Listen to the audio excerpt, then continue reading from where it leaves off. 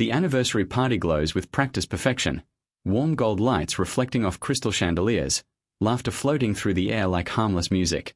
6 years of marriage, everyone keeps saying it, as if repetition makes it sacred. Ethan Walker stands among the guests, a quiet figure in a tailored suit, watching the scene the way one watches a memory already slipping away. Lena is radiant, magnetic, moving through the room with effortless confidence, every smile rehearsed yet convincing. When she takes the microphone, the room leans toward her.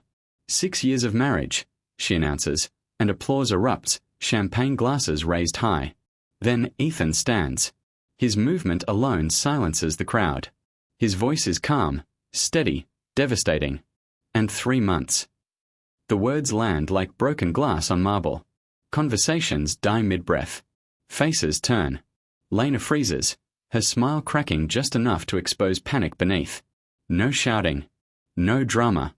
Just truth dropped naked into celebration, and suddenly, no one is celebrating anymore. Silence is louder than applause ever was. Ethan doesn't look at Lena again. That's what unsettles everyone. The absence of rage, the refusal to explain.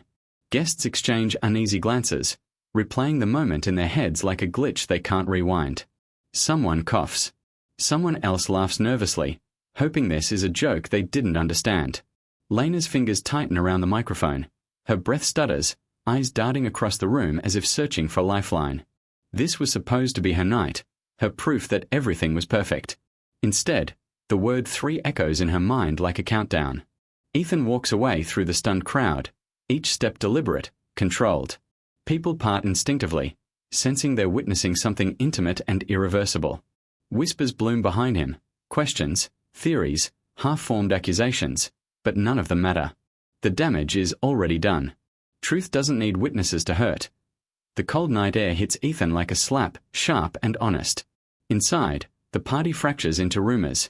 Outside, reality finally has space to breathe. He reaches his car, hands shaking now that no one is watching.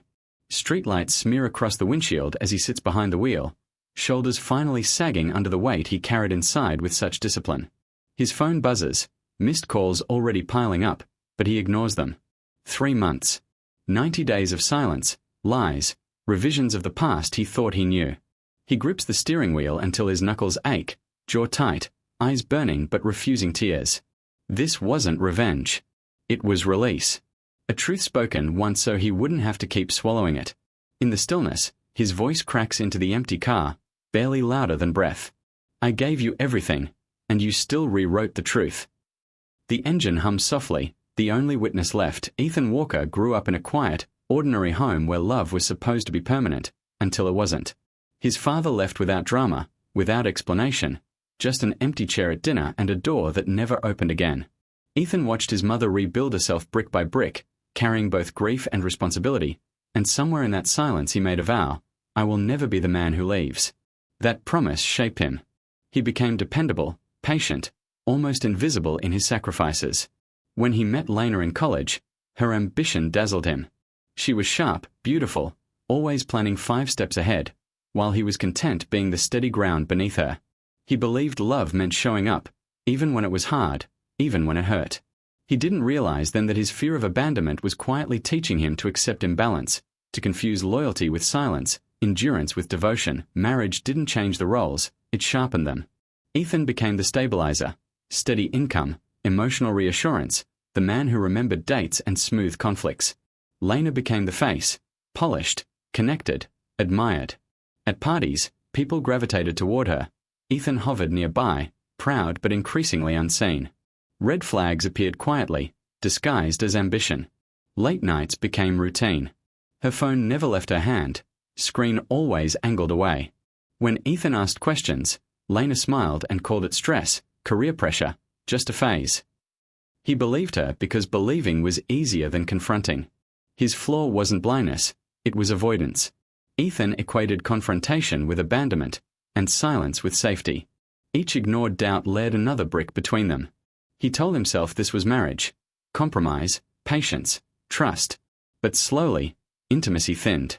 Conversations shortened. Touch felt scheduled. Love didn't disappear overnight. It faded politely, like a guest who leaves without saying goodbye. After the party, the house feels unfamiliar, like a place he's trespassing in. Ethan sleeps alone in the guest room, staring at the ceiling, replaying years with brutal clarity. In the morning, Lena moves through the kitchen like nothing happened. Coffee brewing, emails open, routine intact. The normalcy feels cruel. She speaks carefully, testing the ground, while Ethan watches her as if seeing a stranger wearing his wife's face. The stakes close in from every direction. His identity as a devoted husband is cracking, leaving him unsure who he is without that role. Friends will ask questions. Families will choose sides. Worst of all, his own mind turns against him. Was he naive, or was he gaslit into doubt? The realization settles heavy. This isn't about betrayal alone. It's about finally seeing the truth he spent years training himself not to see. The illusion doesn't shatter all at once. It fractures quietly, in a moment that feels almost accidental. Ethan isn't searching for answers when he finds the paperwork. He's looking for a charger in Lena's desk drawer. The envelope is folded too neatly, tucked beneath old receipts, as if secrecy itself had muscle memory. Inside, medical forms. Date circled. A pregnancy test strip sealed in plastic. His breath slows as his mind begins to race ahead of his heart. 6 years of marriage scroll through his thoughts, and none of them fit this timeline. The math refuses to bend. His hands tremble, not with anger, but with disbelief so sharp it feels physical. This isn't suspicion anymore, it's arithmetic. Something impossible is sitting in his hands, something that rewrites their entire history. Ethan realizes this isn't about a mistake. It's about a story that was never meant for him to read. Ethan tries to confront her calmly, carefully, as if tone alone might keep the truth from detonating. Lena doesn't panic. She smiles, soft, tired, convincing. She calls it stress, a misunderstanding, accuses him of paranoia with practiced ease. She flips the script so smoothly Ethan almost doubts his own hands. But later, alone, he checks the dates again. 3 months. The window aligns perfectly with her business trip, the one she described in loving detail from afar. That's when another name surfaces in his mind. Marcus Hale. Successful. Charismatic. Her mentor. The man whose name came up more often than any colleague should. Suddenly, the late nights, the admiration in her voice, the strategic distance all make sense. Ethan realizes the cruelty isn't the affair, it's the planning. He wasn't betrayed in weakness. He was replaced with intention, slowly, efficiently, without remorse. Something inside Ethan goes cold, not numb, but precise. The version of him that would have exploded, pleaded, demanded explanations never arrives. Instead, a quieter instinct takes over. He understands now that truth exists whether or not it's admitted. Proof will come later. For now, observation is power. He watches Lena move through the house, notes her patterns, the lies layered so smoothly they almost feel rehearsed. Every smile becomes data. Every text she hides becomes confirmation. This isn't revenge. It's clarity. The status quo is gone, replaced by something sharper and more dangerous, awareness. Ethan no longer needs her to confess to know what happened. He needs to see how deep the deception runs, how far she's willing to go to protect the life she built without him. Alone in the dark, he speaks softly to himself, voice steady and resolved. If you lied this well, I want to see how far you'll go. Ethan becomes invisible on purpose. He stops asking questions and starts watching patterns. Texts arrive at the same hours every night, always followed by Lena's sudden distraction. Credit card charges don't explode. They whisper. Duplicate dinners, rides across town she never mentioned, hotel bars disguised as networking. He builds a timeline in his head, cross-referencing smiles with absences, affection with guilt. Meanwhile, Lena grows colder, sharper. Her touch feels obligatory, her words clipped, her patience thin. She treats him like an obstacle in her carefully curated life, a reminder of something she's already moved past. The cruelty isn't loud, it's efficient. Ethan feels himself shrinking in her presence, wondering when he became so easy to dismiss. Yet he doesn't confront her. Not yet. He understands now that premature truth gets buried under louder lies. Silence, once his weakness, becomes his weapon. Though it costs him more than she will ever know, the war moves beyond their walls. Lena tells friends he's stressed, distant, not himself lately. Concern curdles into suspicion. Invitations stop arriving. Conversations grow careful. Ethan feels the shift in rooms before anyone speaks. He overhears Lena laughing softly on the phone in another room. Free, unburdened, a sound she no longer shares with him. That laugh cuts deeper than anger ever could. He cooks dinner alone most nights, stirring sauces that grow cold while memories crowd the kitchen. Late at night, he scrolls through old messages from their early marriage. Inside jokes, future plans, promises written in certainty. He wonders if he imagined that version of her, or if this one replaced it deliberately. Shame creeps in. Maybe he failed. Maybe he missed something obvious. Betrayal doesn't just break trust, it isolates the victim inside their own mind, questioning reality itself. The message arrives without ceremony, buried in a thread Lena forgot to delete. Ethan reads it twice, then a third time, because part of him still hopes is wrong. There it is. Confirmation, casual and undeniable. A timeline. A name. Paternity acknowledged in words that assume secrecy is permanent. The 3 months click into place with brutal finality. His chest tightens, not from surprise, but from the strange relief of certainty. Doubt dies hard, but it dies completely. This wasn't chaos. It was design. Every lie, every cold glance, every whispered phone call was part of a rewritten reality meant to erase him quietly. Ethan closes the message and sits back, breathing evenly. The truth has claws now. It's real. It's documented. And it can no longer be gaslit away. Somewhere deep inside, grief hardens into resolve. The psychological war has crossed a line. Now, it's moving toward reckoning. The second confrontation isn't loud, it's surgical.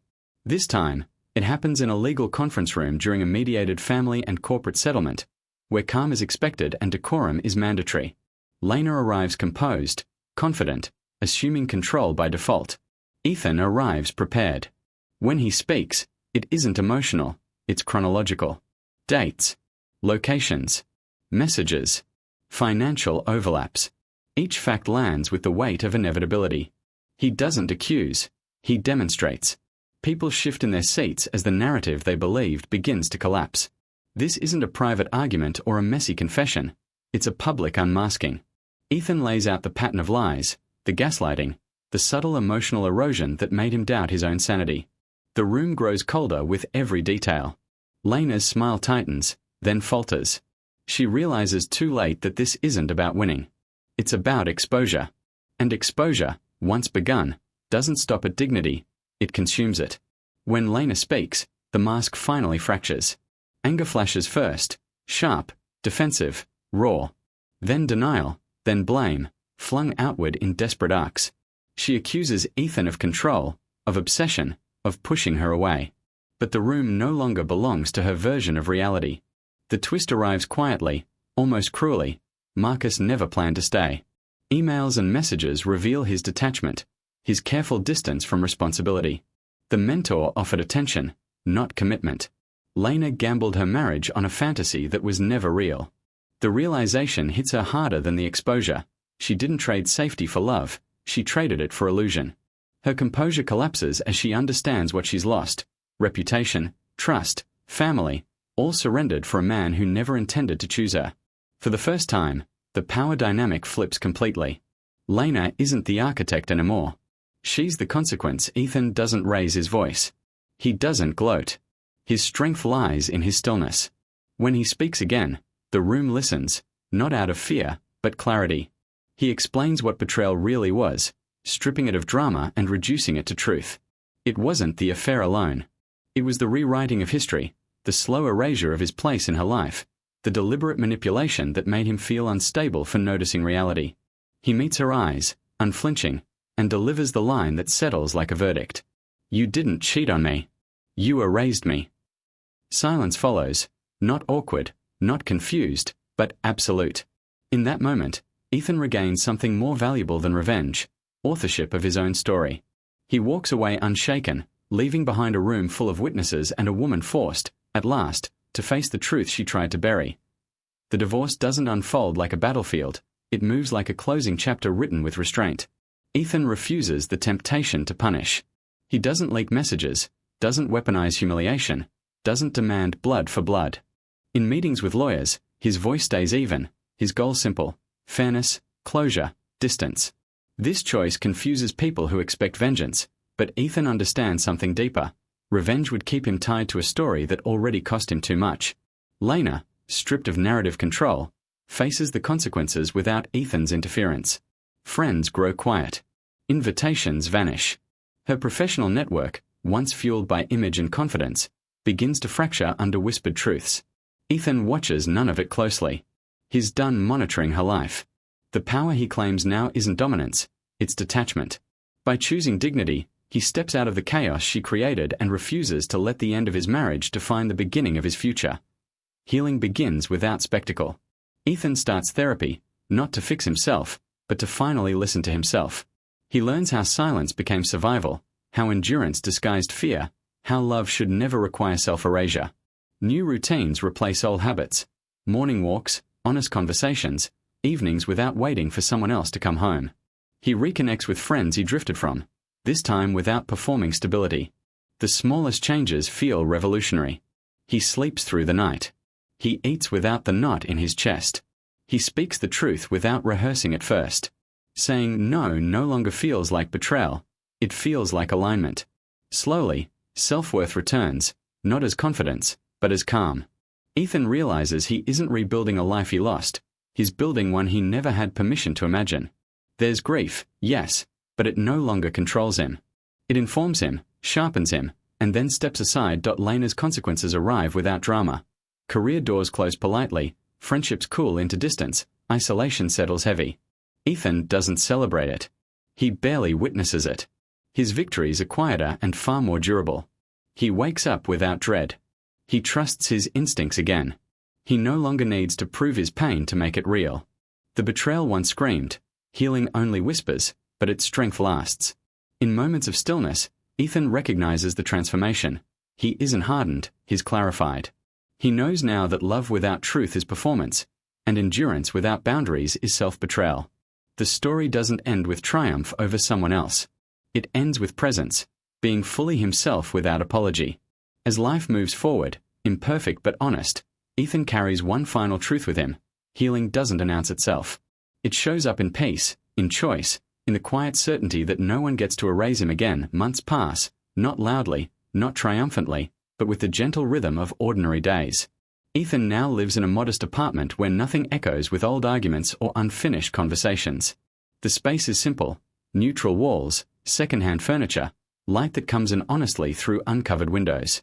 In the quiet, he feels something unfamiliar but welcome, steadiness.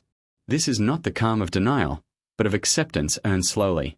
He makes coffee in the morning without checking his phone, falls asleep without replaying conversations that no longer matter. The absence of Lena isn't a wound anymore, it's a boundary. Memories still surface, but they don't command him. They pass like weather. This life isn't grand, but it's his, unedited and unperformed. Ethan realizes he didn't escape pain by running from it. He walked through it, and on the other side, he found a silence that finally feels like peace rather than loneliness. One evening, as the city hums softly outside, Ethan scrolls through his phone and stops at an old anniversary photo. Two people smiling, frozen in a moment that once felt permanent. He studies it without flinching. There's no rush of anger, no collapse into grief. Just clarity. He sees himself in that photo now, not as the man he is, but the man he was trying to be for someone else. His thumb hovers, then presses delete. The image disappears, and with it, the last obligation to remember things as they weren't. He doesn't cry. Instead, a small, unexpected smile forms, quiet, private, real. It's the smile of someone who survived without losing his humanity. The past doesn't vanish, but it loosens its grip. In that moment, Ethan understands closure isn't about forgetting. It's about choosing what no longer deserves space in your hands. Later, Ethan sits alone in the quiet, city lights blinking beyond the window like distant constellations. He breathes evenly, grounded, whole. There's no dramatic music, no declaration to the world, only an internal certainty that doesn't need witnesses. He thinks about everything he endured, the silence, the doubt, the slow erosion of self. And then he recognizes what truly changed. He didn't just leave a marriage. He learned to speak, to himself, first, and then to the world when it mattered. The words rise naturally, without bitterness or regret, settling into truth. I didn't lose my wife, he says softly, voice steady, unafraid. I found my voice. The sentence doesn't close a chapter, It affirms a life reclaimed. The camera would linger here, not on pain, but on presence. A man at peace, finally heard by himself.